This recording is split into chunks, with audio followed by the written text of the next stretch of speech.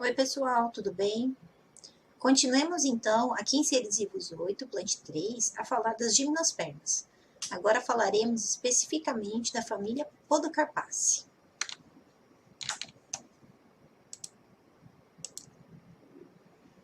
Então, como vocês bem se lembram, no vídeo anterior nós falamos um pouco sobre as gimnospermas, as ordens que constituem essa linhagem e da família Zamiaceae, que tem inclusive ocorrência aqui no estado do Pará.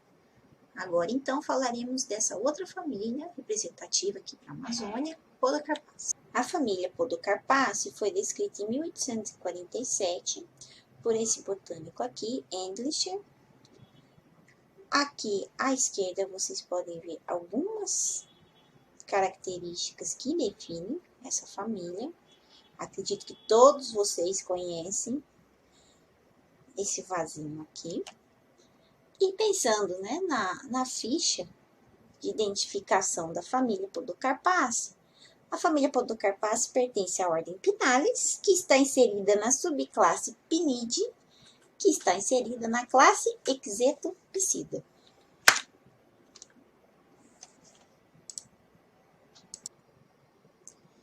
A família Podocarpaceae é a família do pinheiro bravo, também conhecido cientificamente como Podocarpus lambertii, que é esse mocinho aqui. A idade aproximada dessa linhagem, dessa família, data aí em torno de 205 milhões de anos atrás. E a família Podocarpaceae, juntamente com a família Araucariaceae, das araucárias, é uma das principais famílias de coníferas, ou seja, uma das principais famílias dentro da ordem Pinales aqui do hemisfério sul do Brasil. Qual a importância econômica da família Podocarpaceae? Principalmente o paisagismo. Acredito que todos vocês já devem ter visto uma cerca viva ou alguma planta desse tipo, em prédios, dentro de consultórios, na entrada de lojas e assim por diante. Além do bonsai. Então, o bonsai japonês, aquele típico, ele é feito com a Podocarpaceae. Em relação à exploração madeireira, são poucas as espécies que são utilizadas para essa finalidade. Os indivíduos da família Podocarpaceae podem ser desde arbustos, como por exemplo aqui o nosso pinheirinho, na entrada de uma loja, até árvores, chegando aí aos seus 60 metros de altura. E, como os pinheiros, esses indivíduos são ligeiramente resinosos. Quando a gente causa uma ferida na madeira, né, no tronco, a gente vê a saída de resina. Interessante, dentro dessa família, nós temos a ocorrência da única gimnosperma parasita ever do mundo, a Parasitaxus usta, que é essa planta aqui à esquerda, que primeiramente o que nos chama a atenção é a ausência de clorofila. Vejam que coloração mais interessante.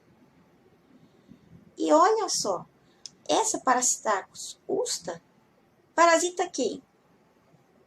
Outra gimnosperma, a Falcatifolium taxoides. Tá aqui essa mocinha, também pertencente à família Podocarpaceae. Então, dentro de gimnospermas, a gente tem uma Podocarpaceae parasitando outra planta da mesma família. E nós observamos em Podocarpaceae, tanto nos táxons atuais quanto nos fósseis, a presença também de micro-organismos simbiontes. No caso aqui, simbiose com os fungos micorrízicos arbusculares. E aí vocês podem observar o print da primeira página desse artigo falando dessa simbiose acontecendo desde lá do Triássico.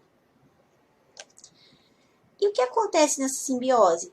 Os fungos micorrízicos associam-se às raízes desses pinheiros, formando aqui, né, as estruturas,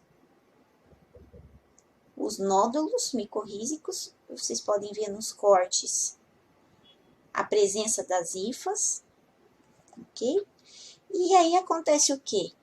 Em troca de ter mais água, acesso a nutrientes pouco disponíveis, por meio da expansão das suas raízes em função do crescimento das hifas, os pinheiros dão em troca, mais uma vez, os carboidratos.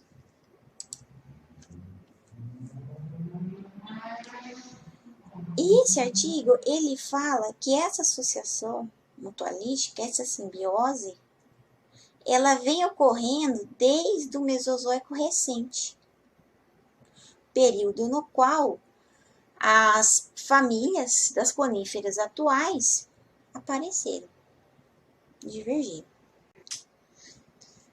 As folhas dos pinheiros da família Podocarpaceae são simples, inteiras e persistentes. A filotaxia dessas folhas geralmente é alterna, espiralada. As folhas raramente são opostas umas às outras.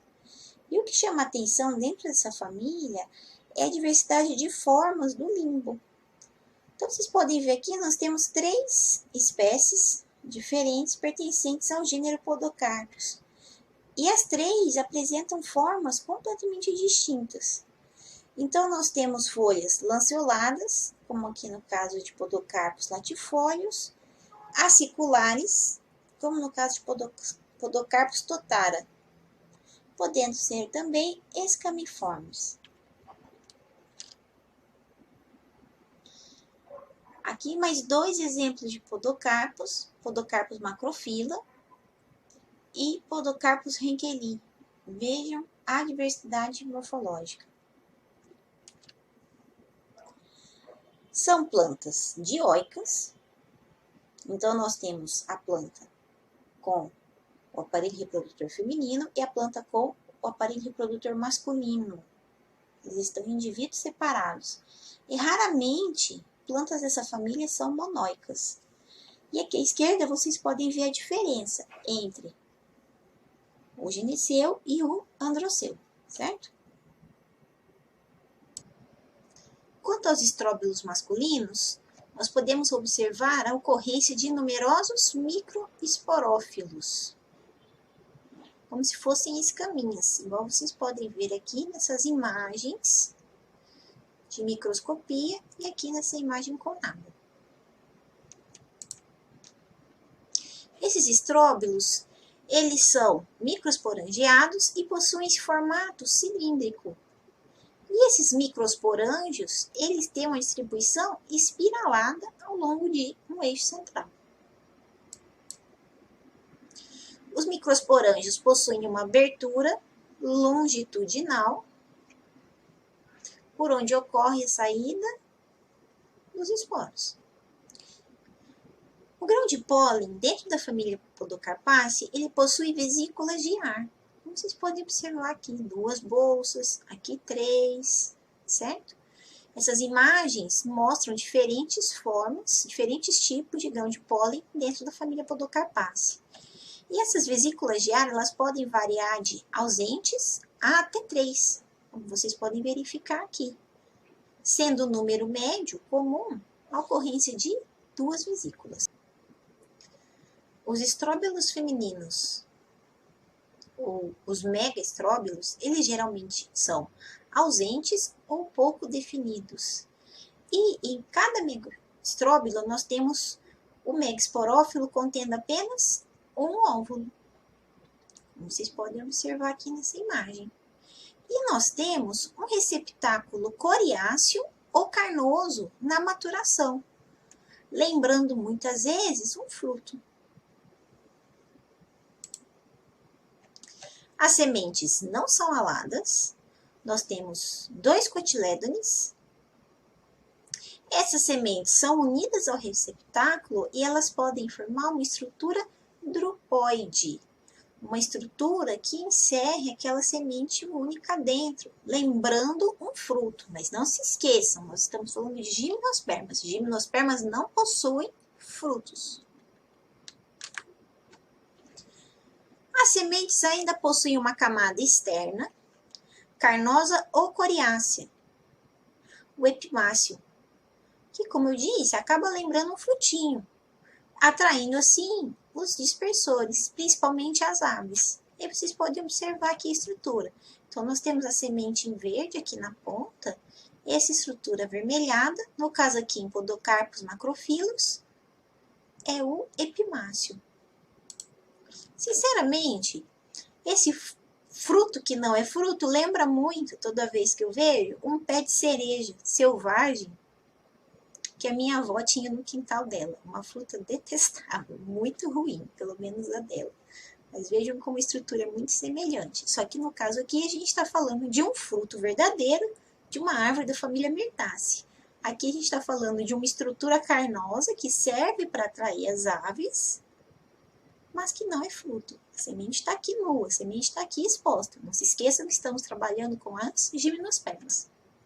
Os indivíduos da família Podocarpaceae possuem uma distribuição tropical e subtropical, principalmente aqui no sudeste da Ásia e na Oceania. Essa família ela ocorre principalmente em florestas sazonais e, infelizmente, 35 espécies dentro de Podocarpaceae encontram-se na lista vermelha da IUCN, tanto em estado crítico, como em perigo de extinção, como vulneráveis à extinção. Um pouco sobre as espécies. Nós temos 18 gêneros e 173 espécies, lembrando então que 35 delas encontram-se ameaçadas. Quais são os gêneros principais? Nós temos dois gêneros, o gênero Podocarpus, que dá nome à família, e também o gênero Dacrydium. É importante termos em mente que Podocarpaceae não é um grupo monofilético, principalmente quando utilizamos caracteres morfológicos e a sequência, né, o marcador molecular 18S do DNA ribossomal. Por isso, nós temos uma incerteza na delimitação e relações entre gêneros. Então, pode ser que esses relacionamentos ainda mudem no futuro. A ocorrência de Podocarpaceae no Brasil é observada nas 5 regiões: Norte, Sul, Nordeste e Centro-Oeste. Nos domínios fitogeográficos Amazônia, Caatinga, Cerrado, Mata Atlântica e Pampa. Aonde que normalmente nós encontramos indivíduos da família Podocarpaceae? Em campos de altitude, florestas de galeria, floresta estacional semidecidual, certo? No caso aqui da Amazônia, savana amazônica e vegetação sobre afloramentos rochosos, as vegetações de canga. Em relação à ocorrência de Podocarpaceae no Brasil, nós temos dois gêneros, Podocarpus e Retrophyllum. E esses dois gêneros se distribuem em 10 espécies aqui na nossa nação. Dessas 10 espécies, vejam só, 6 delas, que estão aqui listadas em amarelo, ocorrem na Amazônia. Enquanto que em branco, nós temos 4 espécies que ocorrem no Cerrado, no Pampa ou na Mata Atlântica. Falando então desses gêneros que ocorrem aqui no Brasil, nós temos aqui na Amazônia o pinheiro amazônico, Retrophyllum pirese. Deixei marcado aqui para vocês poderem enxergar em relação à vegetação ao redor. E também merecendo destaque, Podocarpus celoii, que tem uma ampla ocorrência, ocorrendo inclusive no estado do Pará. E aí aqui vocês podem verificar duas imagens que não são daqui da região amazônica, mas que ilustram como que é esse indivíduo em meio à natureza. Esse é o conteúdo referente à família Podocarpaceae e finalizaremos então as gimnospermas, com destaque aqui para a região amazônica, no vídeo que se segue com a família Gnetaceae. Até daqui a pouco.